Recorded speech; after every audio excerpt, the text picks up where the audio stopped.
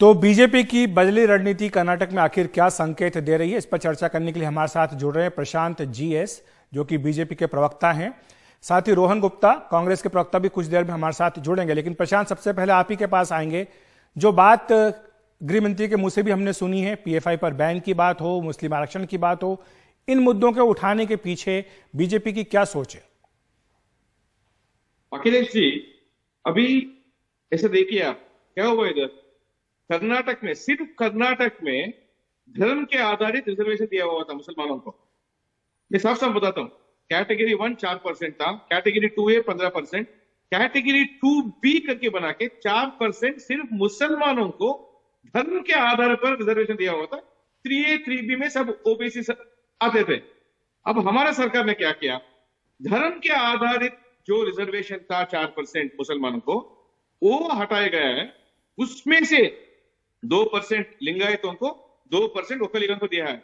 एक और बात मैं साफ बोलना चाहता हूं कि मुसलमानों को पूरा रिजर्वेशन कैंसिल नहीं किया हम लोगों ने, क्योंकि कैटेगरी 1 में जो बैकवर्ड क्लास में मुसलमान है उसको रिजर्वेशन कंटिन्यू हो रहा है। कैटेगरी 2A में जो मुसलमान है उसको भी रिजर्वेशन कंटिन्यू हो रहा है। सिर्फ 2B कैटेगरी में जो धर्म के आधारित सब मुसलमान धर्म को जो रिजर्वेशन था, सिर्फ उसको ही हटाए गए हैं। लेकिन प्रशांत जी, सुप्रीम कोर्ट में सुनवाई जब होती है तो हम देखते हैं सुप्रीम कोर्ट इस पर कड़ी टिप्पणी करता है। इसके बाद कर्नाटक की सरकार की ओर से आश्वस्त किया जाता है कि इसमें लागू नहीं किया जाएगा, ये जो काटा गया है। तो फिर क्या कहा जा रहा है बीजेपी की ओर से? कोई बताओ अखिलेश जी, जब भी कोई मामला कोर्ट में फंस गया तो कोर्ट के आदेश आने तक हमको रुकना चाहिए।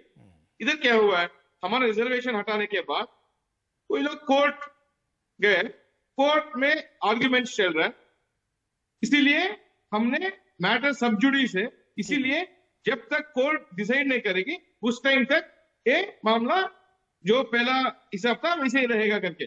ठीक है, रोहन जी हमारे साथ जुड़ गए हैं। प्रशांत जी, रोहन गुप्ता नहीं, हमारा सरकार से डिक्लेरेशन दी हुई है कि जब तक कोर्ट फैसला नहीं करेगी उस टाइम तक ये चालू नहीं होगा करके। ठीक है, ये है कि हमने जो गलत काम किया करके ऐसा नहीं, कोर्ट में मैटर चल रही है, मैटर चलने दो। ठीक है, मैं आपकी बात समझ गया जी, समझ गया आपकी बात। रोहन गुप्ता भी हमारे साथ जुड़ गए हैं, कांग्रेस के प्रवक्ता।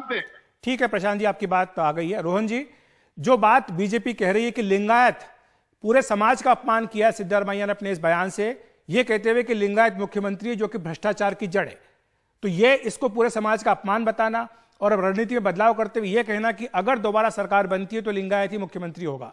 कांग्रेस के पास क्या जवाब है इसका? देखिए, भाजपा अपने ही जाल में फंस चुकी है। मैं कर्नाटका करीब 20 दिन से हूं और हर रोज जिस प्रकार से भाजपा अपनी गोल्ड पोस्ट बदल रही है, इसका मतलब साफ है कि उन्होंने हार का स्वीकार कर लिया। अभी भाजपा प्रवक्ता बोल रहे थे, मुझे लगता है थोड़ी तैयारी करके आना चाहिए। आज भी सुप्रीम कोर्ट में एफिडेविट फाइल नहीं कर पाई है भाजपा सरकार। 13 अप्रैल को उन्होंने कहा कि हम लोग इसको इंप्लीमेंट नहीं करेंगे जब तक नेक्स्ट हियरिंग नहीं होता है। आज की हियरिंग की डेट 9 मई की आ गई, चुनाव 10 मई को है। तो मुझे लगता है भाजपा अपने ही जाल में फंस चुकी है। उनका कोई इंटेंशन नहीं है कुछ चेंज करने का, बट क्योंकि चुनाव आ रहा है और कुछ मुद्दे नहीं बचे हैं, क्योंकि 40% कमीशन सरकार ये जनता के दिल में छप चुका है। जनता के जो विश्वास के साथ में इन्होंने जो धोखा किया है। प्रशांत जी, इनको बात अपनी पूरी करने दीजिए, आपके पास आऊंगा, आपको पूरा समय दूंगा। रोहन जी को अपनी बात पूरी करने दीजिए जी। देखिए, 40% कमीशन सरकार, ये जो कर्नाटक की जनता है अपना निर्णय ले लिया है। ये सरकार ने अपने गोल पोस्ट को चेंज किया। आज रोहन जी गृह मंत्री अमित शाह ने एक सीधा सवाल कांग्रेस पार्टी से पूछा है। गृह मंत्री अमित शाह का सवाल ये कि आप अगर ये कह रहे हैं कि मुस्लिम आरक्षण बहाल किया जाएगा तो ये बता दीजिए कि आरक्षण कहां से आएगा, किसका हिस्सा काट करके देंगे? देखिए, मुझे एक चीज बताइए, जो स्टेटस को था उसको चेंज करने के लिए इन्होंने बड़ी बड़ी जाहिरातें की कि हम आगे करेंगे, तो क्यों एफिडेविट फाइल नहीं कर पा रहे सुप्रीम कोर्ट में? तीसरी डेट चलेगी। मेरा सवाल तो भाजपा से, वो लिंगायत हो, वो कालिंगा हो, एससी हो, एसटी हो, वो सब लोगों को ये लोग बेवकूफ बना रहे, जस्ट बेवकूफ बना रहे। अगर उनकी नीयत साफ होती तो आज तक क्यों जवाब फाइल नहीं कर पाए, आप बताइए। अब एक्सपोज हो चुके हैं। भाजपा इस मुद्दे से डर रही है। एक ऐसा मुद्दा उनको लग रहा था कि उनकी 40% कमीशन सरकार की नैया पार करेगा, अब उसी मुद्दे में फंस चुके हैं। अगर हिम्मत होती तो एफिडेविट फाइल करके दिखाते। दूसरी बात आपने कहा लिंगायत का अपमान की बात। आज उनके जो लिंगायत लीडर है, किसने टिकट नहीं दिया? जगदीश शेट्टर, जिस आदमी ने पार्टी को खड़ा किया, लक्ष्मण सावड़ी, जिस आदमी ने अपना कंट्रीब्यूशन दिया, आज उनकी टिकट बात के 36 लोग परिवारवाद का जो शिकार है, उनको इन्होंने टिकट दिया है। हर भारतीय जनता पार्टी के हर 6 में से एक कैंडिडेट परिवारवाद का शिकार है। ये कौन से मुंह से बात कर रहे हैं? देखिए, यहाँ पे कर्नाटका में जो ग्राउंड का माहौल है, ये लोग पूरी तरह से घिर चुके हैं। कोई मुद्दे उनके पास बचे नहीं है, ना कम्युनल मुद्दा चल रहा है, ना डिवाइड एंड रूल चल रहा है, और 40% कमीशन सरकार। ठीक है, बार-बार इस बात को दोहरा रहे हैं। प्रशांत के पास मैं आना चाहूंगा। जी रोहन, आपकी बात आ गई है। प्रशांत जी, जो बात बार-बार कांग्रेस की ओर से कही जा रही है, भ्रष्टाचार के आरोप को लेकर के बार-बार इसको मुद्दा बनाया जा रहा है, और जो आप लिंगायत के अपमान की बात कह रहे हैं कि आपके लिंगायत नेता जो छोड़कर कांग्रेस में चले गए, तो इस पर आप क्या जवाब देंगे? बोल दो, मैं कांग्रेस प्रवक्ताओं को राजीव गांधी जी की बात याद दिलाता हूं।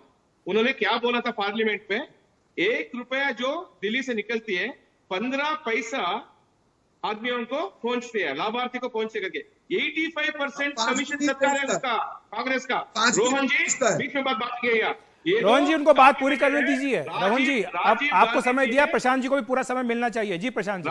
राजीव गांधी जी ने पार्लियामेंट में बोला था ये बात, तो हमको सब पता है कि कांग्रेस स्कैम्स में ही फायदा हुआ, स्कैम्स में ही चल रहा है वो। जीप स्कैम से लेकर अगस्ता वेस्टलैंड तक, बोफोर से लेकर कोल स्कैम तक, 2G तक, कोई भी स्कैम हो कांग्रेस है तो करप्शन है। एक बात है, वो अभी लिंगायत का मुख्यमंत्री की मैं बात कर रहे थे। नहीं, लेकिन प्रशांत जी इसी मुद्दे पर भ्रष्टाचार को लेकर के पहले बात कर रहे थे। कर्नाटक में जो आपकी सरकार है, उसके ऊपर सबसे ज्यादा आरोप इसको लेकर के लगाए जा रहे हैं। कांग्रेस की तो पूरी कैंपेन इसी के ऊपर आधारित है। अखिलेश जी, वो भी बोल रहा हूं, जो कॉन्ट्रैक्टर एसोसिएशन के अध्यक्ष केम्पण्णा ने आरोप लगाया था 40% करके, वो कैसा लगाया? सिद्धरामैया जी का घर जाके उधर से प्रेस कॉन्फ्रेंस करके आरोप लगाया था।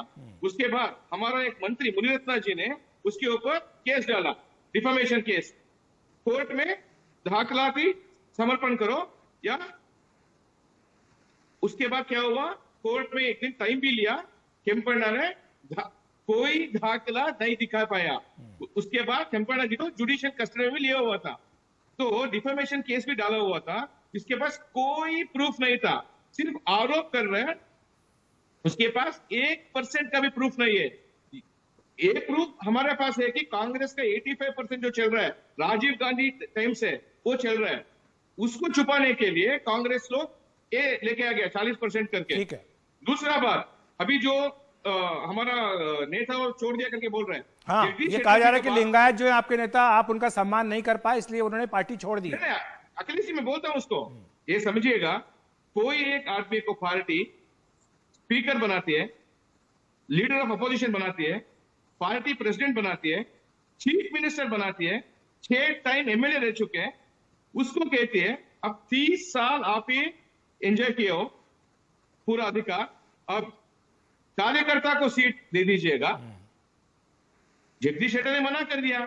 जगदीश शेट्टर को यह भी कहा हुआ था कि आप सेंटर में आ जाइएगा, आपको राज्यसभा सीट दे देंगे, उधर उन्नति पदवी दे जाएगी करके। ठीक है। उसके बाद जो पूर्व सीएम बने, वो एक एमएलए टिकट के लिए इतना लड़ा। ठीक है, जाते जाते मेरे पास समय बिल्कुल खत्म हो गया प्रशांत जी, क्योंकि के लिए पार्टी छोड़ा है। ठीक है, पार्टी उसको कोई अपमान नहीं किया है। सब ठीक है, जो एक पार्टी एक कार्यकर्ता को दे सकती थी, सब कुछ जगदीश शेट्टर को भाजपा ने दिया है। क्योंकि 20 साल पहले जब जगदीश शेट्टर जी को पार्टी प्रदेश अध्यक्ष बनाया हुआ था, उस टाइम पे जो सीनियर नेता थे वो भी मानते नहीं थे। उस टाइम पे भी भाजपा ने यही स्टैंड लिया था कि युवा नेताओं को चांस मिलना चाहिए करके जगदीश शेट्टर जी को। ठीक है प्रशांत जी, माफी चाहता हूं, मेरे पास समय की कमी है। रोहन जी और प्रशांत जी, आप दोनों का बहुत बहुत शुक्रिया मेरे साथ जुड़ने के लिए।